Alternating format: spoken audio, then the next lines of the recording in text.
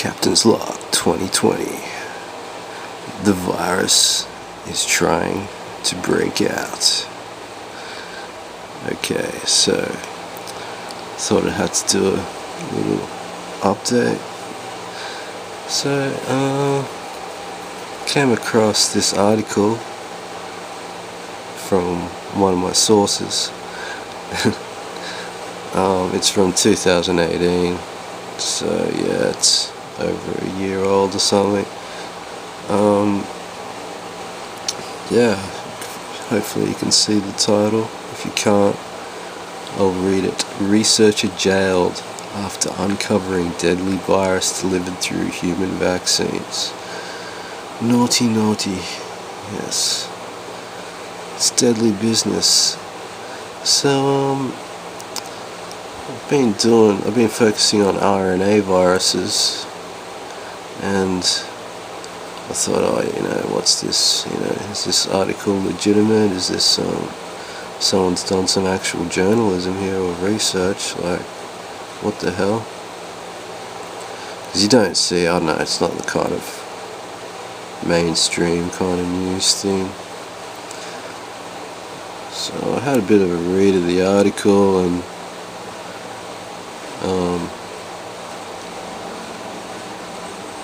so yeah, it's going on about Big Pharma here. It doesn't really get that interesting, but okay, I'll talk a bit about it.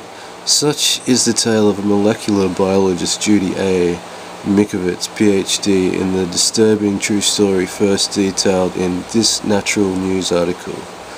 So Natural News seems to be where it's from. I don't know, some interesting website, I don't know. But where was I? Now in the video below, research that led to discovery that deadly retroviruses have been transmitted to 25 million Americans through human vaccines. Okay. I'm into retroviruses. I singled one out for analysis. Bornavirus, and how they were testing, like they suspected it had a neurological influence, the virus that is, like on the cerebrum, certain neurological illnesses. And first it was suspected, and then they did a few tests, nothing much. Then they did some major testing, like in Europe especially. They did some comparative tests on psychiatric patients. They found higher levels in people with psychosis, increase of the animal virus in our genome, and at certain times, in the depths of it, in their worst state, quite high. I put that in my other virus update video. I showed you the research.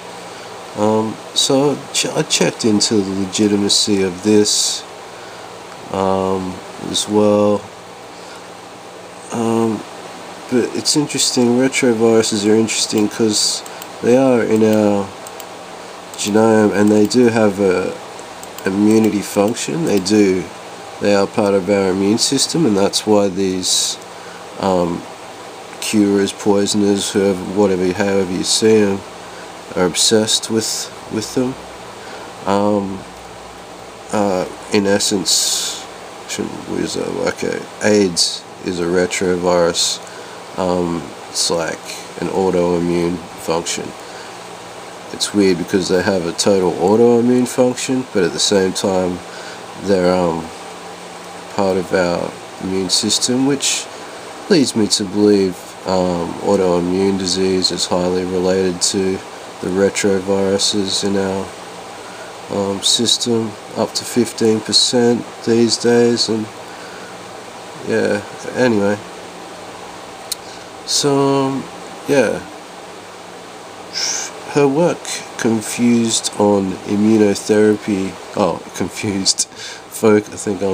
focused on immunotherapy research. In 2009, she was working on autism and related neurological diseases. She found that many of the study subjects had cancer, motor neuro disorders, chronic fatigue syndrome. She believed the virus may have been responsible for these symptoms. Okay, so a lot of people are making connections to this, these retroviruses, and they're starting to put them in vaccines. So yeah, I did check out some other articles, and yeah, self-replicating RNA vaccines elicit protection against influenza. Now, AIDS looks like someone's tried to make a super retroviral fucking replicating mega immune system, and it's gone the wrong way. Instead of it's got too much of a hold, and it's just like crushed the whole system. So yeah, it's an animal virus. It comes from so tracing its origins is interesting. I might go into more ancient relatives of it, or ancient fauna. But yeah, as a background introduction to it as well, to help understand the beast, any infection or disease that is naturally transmissible between vertebrate animals and humans is, according to the definition of the World Health Organization, classified as zoonosis. As many as 60 to 80% of emerging human diseases are zoonosis.